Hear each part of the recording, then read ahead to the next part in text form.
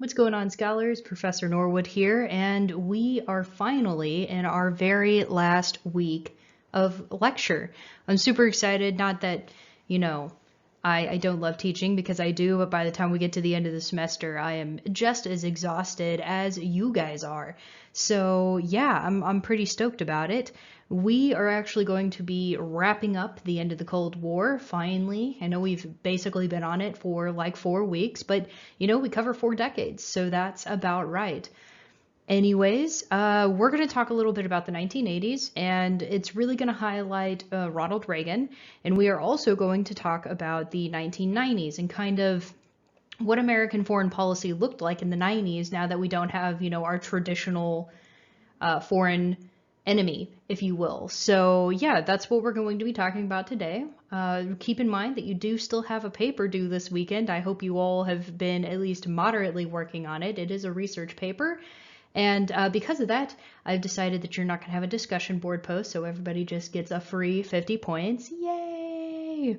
You do, however, still have a content quiz. Remember, you have 3 tries to get 100% on your content quiz. It's 5 questions, and it's pretty much just over lecture. We don't have any videos to watch or anything this week. It's supposed to be kind of an easy week to give you guys the opportunity to really focus on your paper. So without further ado, let's jump into the 1980s.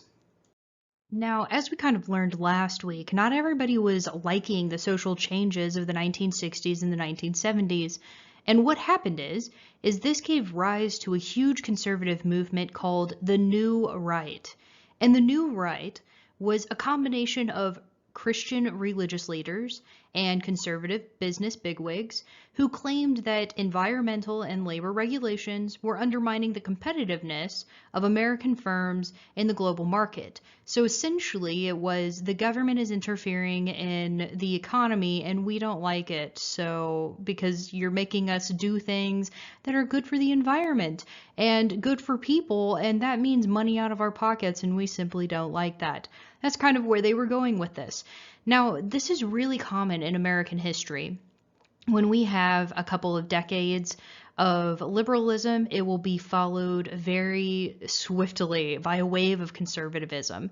And that's really just how things tend to go in the United States. So this movement, the New Right, if you will, it led substantial support to the Republican Party because the Republican Party really seemed to be the savior of traditional family values. And that's true, they are the more conservative party. And, a lot of people were just very unhappy with the way the 1960s and 70s went. So the New Right's support led the Republicans to not only winning control of the U.S. Senate in 1980, but it also led to the election of Ronald Reagan as the 40th president of the United States that very same year.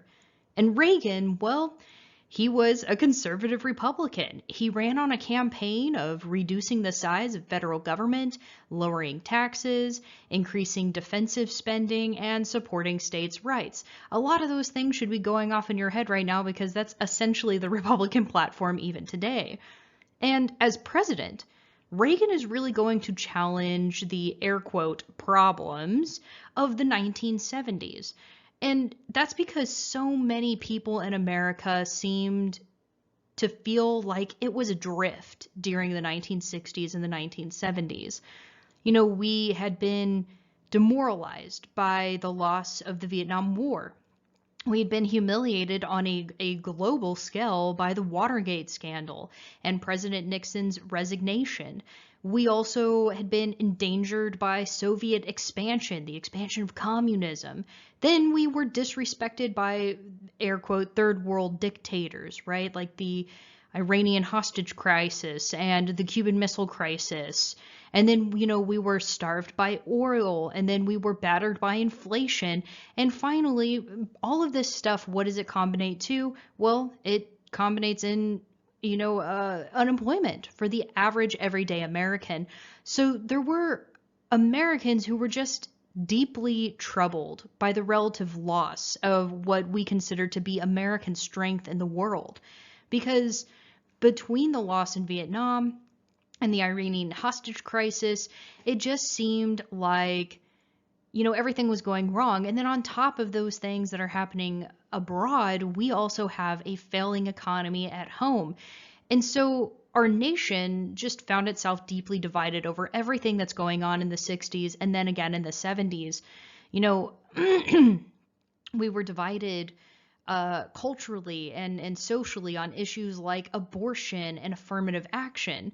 And it was difficult, and I can definitely see how people felt like, America is fraying at the ends because everyone's always so dramatic. But, Reagan, he was right there to capitalize on the public's frustration. And this should sound familiar too, because anyone who's old enough to remember when Trump ran, they really felt like the last decade had been far too liberal. And as a result, there was Trump capitalizing on the public's frustration. And that's exactly what Ronald Reagan did. And for a lot of conservative voters, Reagan's policies represented a very promising alternative to all of the air quote conflicts of the 1970s. And Reagan, when he runs for president, you guys, he won by a landslide victory. He carried 43 states and almost 51% of the popular vote. Now, those of you who have not taken government, you're like, those things mean nothing to me. But in the recent weeks up until COVID-19, several of us should have been following the Democratic debates, and you can kind of see how winning 43 states is an achievement in itself, and winning the popular vote on top of that. So it wasn't just the people who seemed to like Reagan, it was also the politicians who seemed to like Reagan. And yeah, I mean, for the most part, that's how Reagan came to office. He offered an alternative to all of the dysfunction, if you will, of the 1970s. Okay, so let's talk about what happens once Reagan actually gets into office, right? So he's won thanks to the New Right, which was a huge conservative movement that came right out of the 1970s. And once he's in office, Reagan really focuses on cutting taxes, as he kind of promised, right? Like that was what he ran on, was making a better economy. How do you do that? You cut taxes, and then people take, the money that they would have given to the government, and they're supposed to pump it back into the economy. Now, of course, these tax cuts were predominantly for corporations and those who were earning the highest incomes. Oh, that sounds familiar, doesn't it? And along with cutting taxes for the wealthy and for corporations, Reagan also went ahead and cut government spending on social welfare programs like Medicaid and Medicare, or welfare, or anything that goes along with Section 8 housing. The things that essentially help poor people out because, they're stuck in bad circumstances, and a lot of the time it's not their fault. Anyways, that's a discussion for a different time. So Reagan cuts government spending there, but where does he put that? Puts it into the military, of course, because when we increase spending on military, that means that most of the corporations who make our arms and stuff are going to be booming, right? We're at war, let's make tanks and such. Now, this premise, right, the economic policies of cutting taxes for the wealthy and the corporations, and then, taking away social programs because that's, money not seen spent well on the government's part, and putting it into military spending. It is this whole idea of it, bettering the economy because supposedly those corporations, those wealthy people, they're going to invest elsewhere, right, into the economy. Wealthy people should buy things. Corporations don't have to pay the government, so they can hire, more people, or they can open more businesses, which offer more jobs, or they can, pay their employees more. So there's a lot of different things that go into the economy. And on paper, yeah, that's exactly how things should work. But unfortunately, rich people don't stay rich by giving their money away, which I've said like a million times in this class, right? And the economic policies of Ronald Reagan in the 1980s, and a lot of these economic policies should start sounding familiar to you because it's a lot of what we do today. It's called supply side economics. It's also called trickle down economics, but what it is mainly called in the 1980s is Reaganomics. And it's named after him because people are like, oh, this really does work. And as we learned with the Gilded Age crash, right, economies eventually are just going to right themselves, assuming you had a healthy economy prior to the recession or the depression. So unlike the Great Depression, where we didn't have a healthy economy and everything just went, sideways, what we do know about supply side economics, the trickle down theory, is that it doesn't work. One more time for the people of you in the back, okay? So a trickle down theory doesn't work. Just, making sure. Now, these economic policies, they were intended to decrease the tax burden on the wealthy. So that way the wealthy could then invest money into the economy instead of paying that money to the government. And like I just said, right, it's a pattern that history tells us doesn't work because rich people don't do that.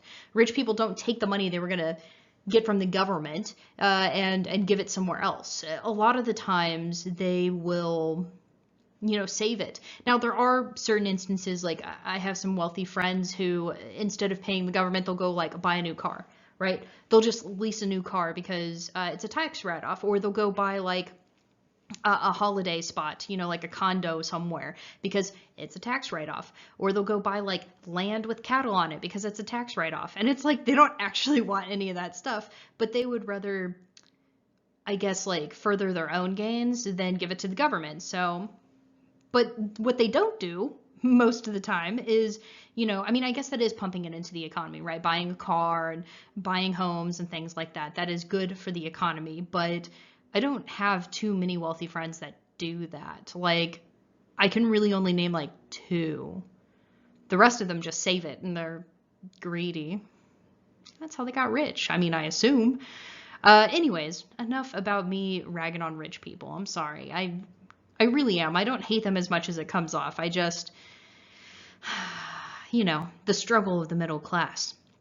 So anyways, the term trickle-down economics, right? It came about because conservatives really believed that the investments made with this money would eventually trickle down to the rest of Americans, and the economy would therefore grow. So it is the premise that, these corporations aren't paying the government, so they are going to open new businesses, which will give us more jobs, or you can pay your people more. So that way, if you're used to getting $10 an hour and suddenly you're making $12 an hour, are you going to take that extra $2 and spend it? Or are you going to take that extra $2 and save it? Now, I know myself as a middle class American, and I'm telling you right now, what did I do with my stimulus check? I bought a new Nintendo Switch, and I also bought some new gear for my my vlog setup and stuff. So yeah, what did I do with it? Did I save it? Did I spend it? I sure did. So that's the theory behind trickle-down economics, but it just simply doesn't work because it never actually sees the bottom of the pyramid, right? All of the money gets leaked up here, and it never actually makes it down here to the bottom of the pyramid. So it just simply doesn't work because humans exist, and we want more for us. Now, in early 1982, the United States was experiencing the worst economic recession it had since the Great Depression. And, sorry. I'm starting to feel like I'm choking. I forgot how to drink liquid. Anyways, 9 million people were actually unemployed in November of 1982. So we were in an economic recession in the early 80s. Businesses were closing, families were losing their homes, farmers were losing their farms, and over time, due to really nothing that Reagan necessarily did, the economy just righted itself, because that's what economies do. Say it with me. That's what economies do. They just right themselves over time, assuming that you had an actual healthy economy. That's why the one that happened in the 2000s, in like, 05 to 2012 or whatever it is, we actually did have a healthy economy in the 1990s. So when that economic recession hit, it didn't, throw us into another Great Depression, if you will, although that economic recession was much, much longer than any of the ones that we've had prior to. Did I mention I graduated high school in 06 and I graduated college in 2010 and then, couldn't find a job, but that's my fault.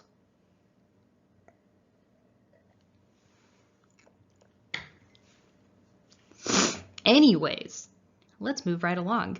Reagan's economic policies were actually quite controversial at the time.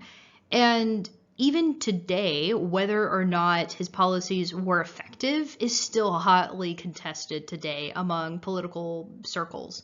You know, political conservatives, they tend to argue that Reagan's policies were obviously effective because, look, the economy righted itself. But political liberals are going to claim that it only benefited a small number of wealthy Americans, and it actually ended up hurting the lower income people. So, like middle class and under, it ended up hurting us.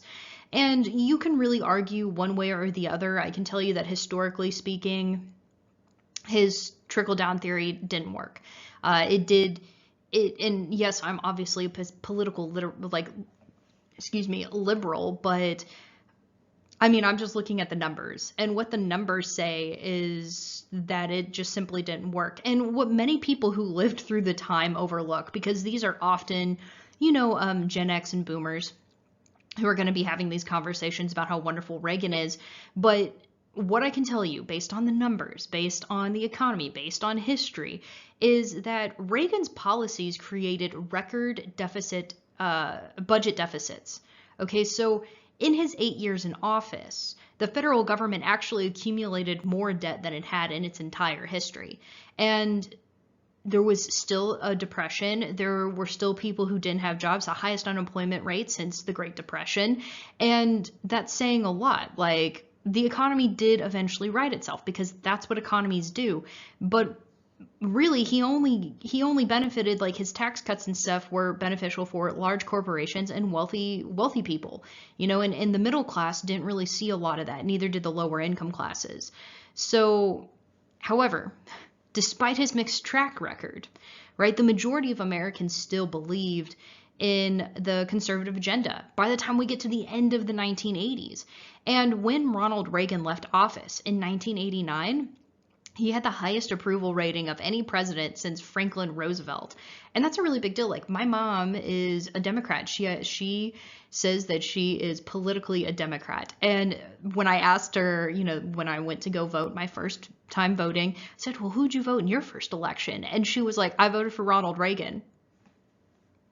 I thought you were a Democrat. And she was like, yeah, but Reagan was the right man for the job. And I never really got that because everyone I talked to who lived in the 80s, they're like, no, Reagan was great. And he's a lot like Obama. I think history is going to remember Obama this same way, which sounds kind of crazy to us because we're still so close to Obama's administration. But when Reagan opened his mouth, he said things that you wanted to hear. He was a great speaker. He really seemed to be authentic in what he was saying. And that's something that not a lot of politicians have. Granted, Reagan was an actor before he was a politician. But yeah, I went back and I watched some of his speeches, and I find myself in his speeches nodding along and being like, yeah, like, that's stuff I want to hear, like, even as a Democrat. So, I thought that was really interesting. It was interesting for me. So I encourage you, if you have the time or you're curious, just look up some of Ronald Reagan's speeches because he really is a great speaker and he does really say what we want to hear. And we will be back. Okay, so now we're moving on to the 1990s, and I obviously know that this says 1989, but really for the 80s, the only thing we're going to talk about that's particularly relevant to today is Ronald Reagan and his policies. So we are going to move right along to the end of the 1980s, and really that starts with the fall of the Berlin Wall. And it's going to stand, the Berlin Wall is going to stand until November 9th, 1989. On that evening, the head of the East German Communist Party, they announced that citizens could now freely cross the border whenever they pleased. And ecstatic crowds are going to swarm the Berlin Wall. Now, there's going to be a lot of people who just, freely cross into West Berlin for the first time in 30 years, while other people are going to bring hammers and pickaxes, and they are going to chip away at the wall itself. And why would they do that? Well, because the Berlin Wall remains one of the most powerful and enduring symbols of the Cold War. It was literally the end of a regime, and people were ecstatic about that. Now, after the fall of the Berlin Wall, we enter what history calls a new world order. And what this was meant to signify was the spirit of cooperation, right? And that was because we were hoping that now, with the end of the Cold War in a post-Cold War world, that we could achieve some kind of cooperation with the Soviet Union and with the rest of the world, and we wouldn't have to worry so much about communism. And immediately following the fall of the Berlin Wall, the Soviet Union itself actually starts to break up into separate little nations. This is where we get places like Ukraine and Lithuania and all of the Romania, like all of those small places that are sandwiched kind of between East and West Europe. They are going to slowly but surely start breaking away from the Soviet Union because the Soviet Union withdraws into itself and they say, well, Russia first, we have to take care of this, we'll let the empire fall in order to sustain ourselves. And as this starts happening, these nations start breaking off of the previous Soviet Union, there's a lot of different challenges that suddenly start presenting themselves to Western powers. And that's because there's a bunch of smaller nations who were previously communist who have a strong distrust in the West, and suddenly they have access to nuclear weapons. Sorry, I had to take a drink. My voice is getting all grumbly. Now, in the post-Cold War world, you know, it was widely sorry, words are hard today. It was widely considered to be unipolar, which means one-sided. So in the Cold War, right, we had two superpowers. We had the USSR and the United States. But once the Berlin Wall falls and the Soviet Union starts to withdraw from itself and its empire starts to break apart, the United States stands as the sole remaining superpower of the world. And that's what unipolar means. And yeah, I mean, that's all I have to say about this slide. So let's move on to what does this mean, right? What does this mean for the world? More importantly, because this is a U.S. history class, what does this mean for the United States?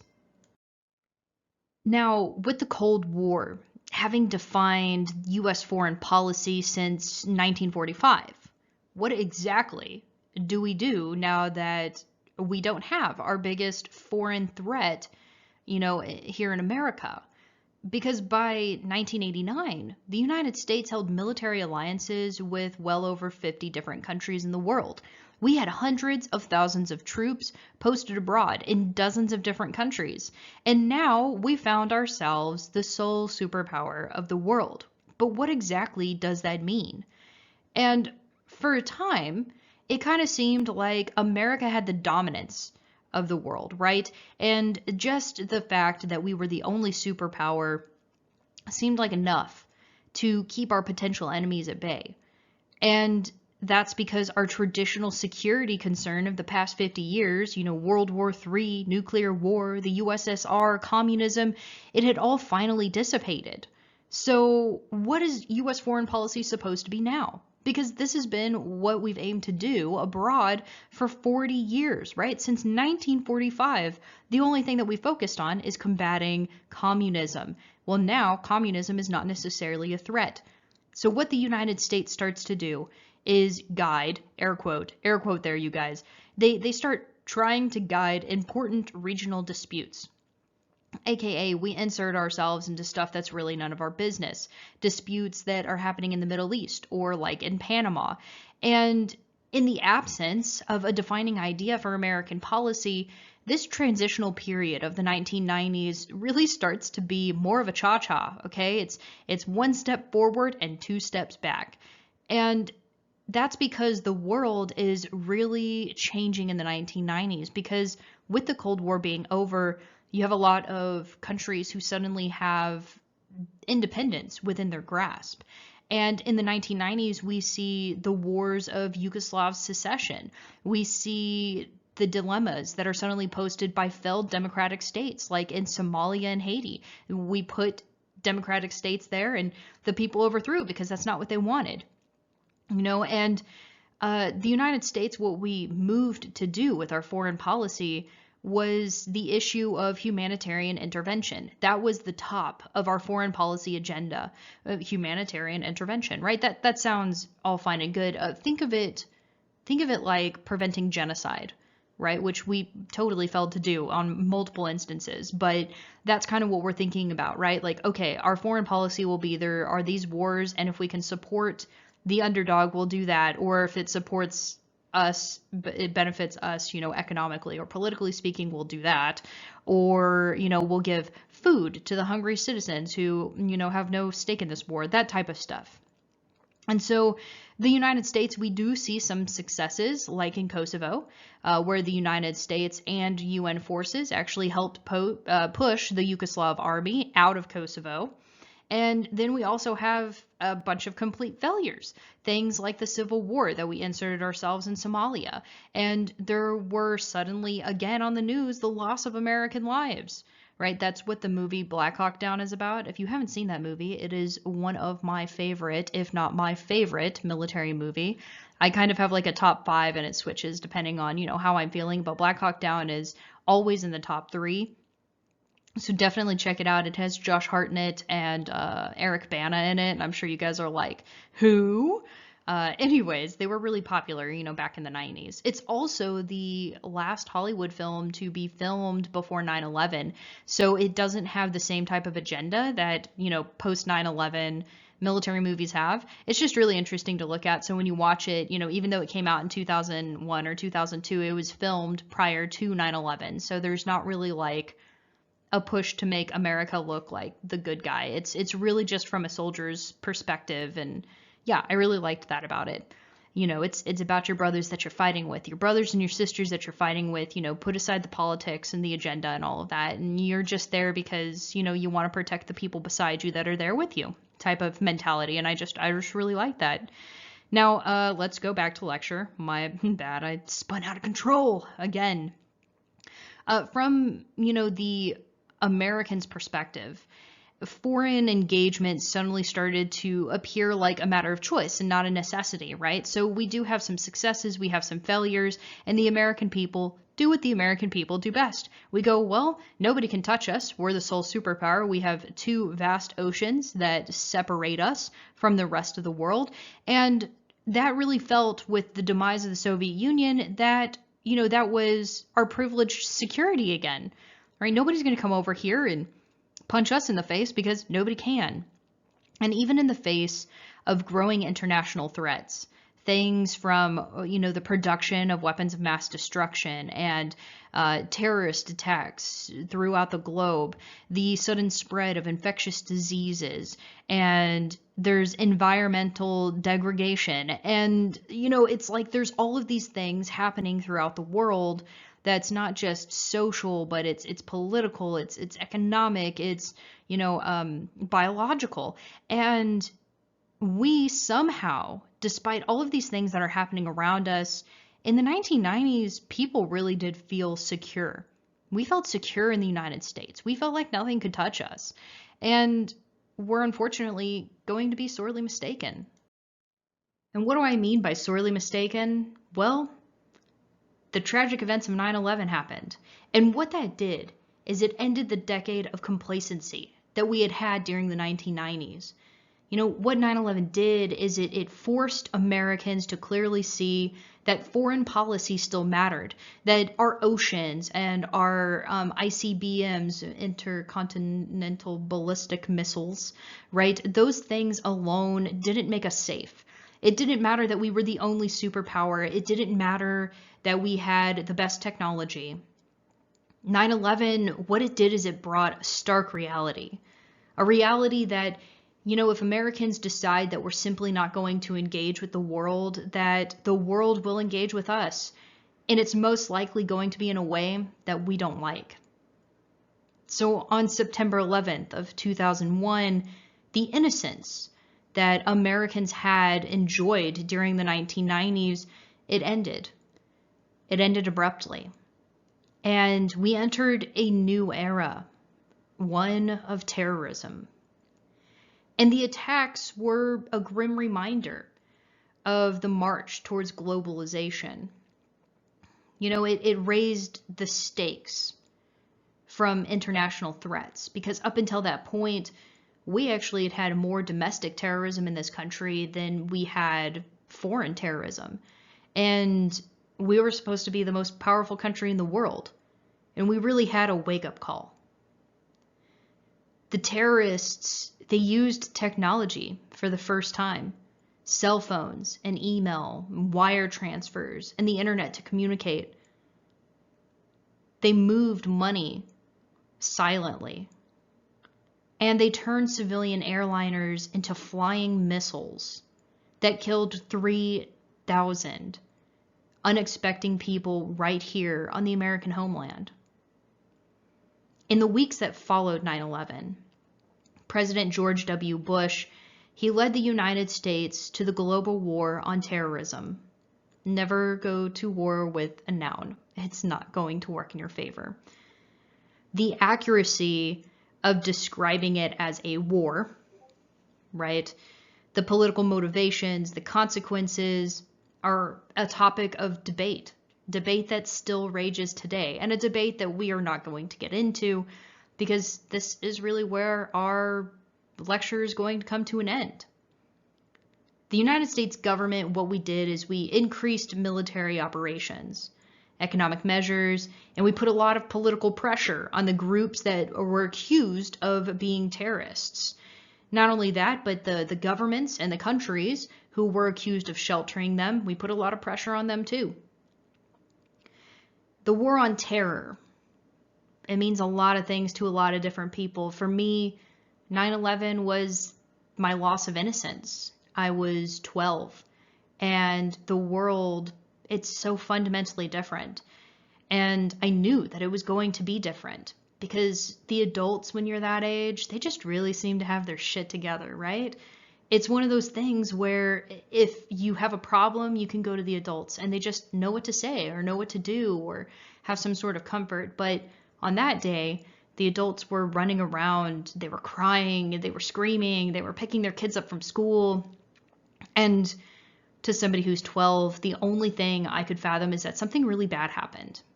I didn't know what the trade centers were. I didn't know what terrorism was.